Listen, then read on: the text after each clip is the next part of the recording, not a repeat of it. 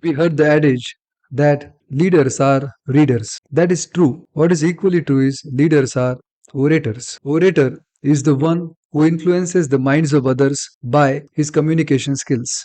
Orator is the one who commands his language as well as the room which he is in. Orator is the one who appeals to the greater potential of others and motivates them to do great things. We remember the teacher of our school who had great oratory skills because he influenced our childhood. We remember stories told by parents and grandparents because those are filled with oratory skills. We always aspire to have oratory skills and we want to speak like an orator.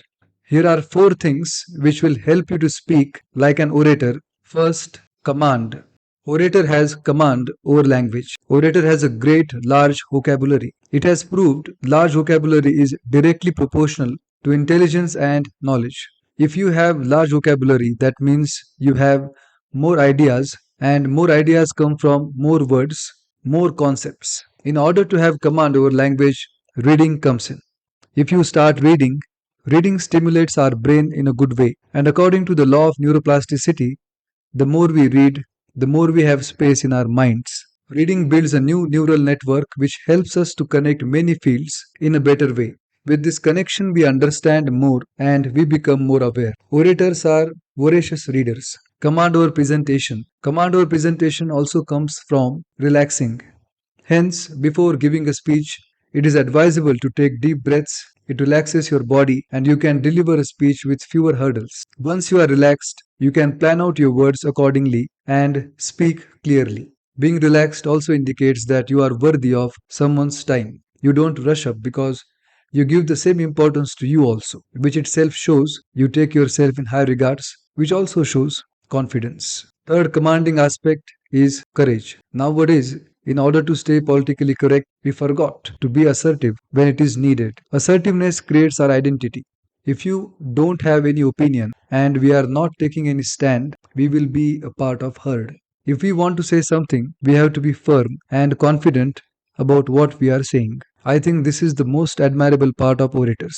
Orators are very confident and they infect their listeners with confidence. Second thing, substance. Having substance means having something to say. Suppose you are planning a date, but you don't have anything to say. How will it go? Vain, right? Substance means you just don't have to say things greatly. Substance means you have to say great things. Nowadays, we are living in a fast paced world. We rarely have time to maintain relations with lot of people. We have to be selective, and these relationships come from substance.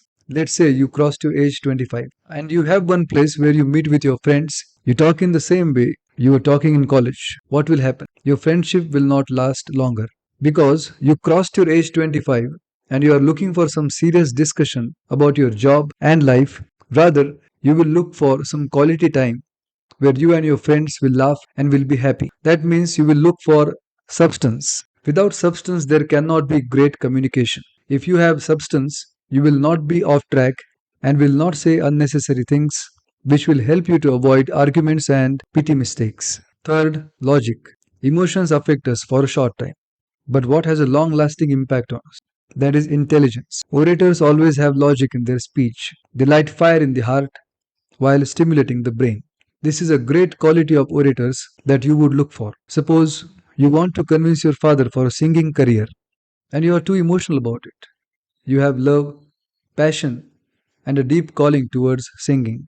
In our video's language, you have a heavy substance, but still you are finding it difficult to convince him because he is operating through intelligence and you are operating through emotions. At last, he is looking for logic. There is a proverb, don't promise anyone when you are happy. Sometimes emotions drive us to say wrong things. Initially, it might sound compelling, but in the long run, emotions will lose their impact. If emotions are losing their impact, then logic will be a driving force. That is why, when you want to convince your friend to go to trekking, don't just be excited. Add some logic in it. Say things like, while we will be on a trek, then we will be refreshed. And this refreshment will help us plan our own things in new way.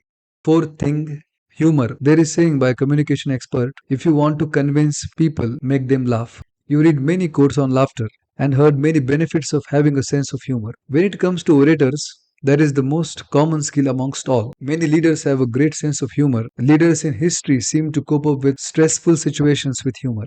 Humor comes with courage as well as caution. Courage to be bold enough to see the world in a humorous way. Caution that it should not hurt someone or should not ridicule greatness. Once you start with this approach, then you will find many ways to add humor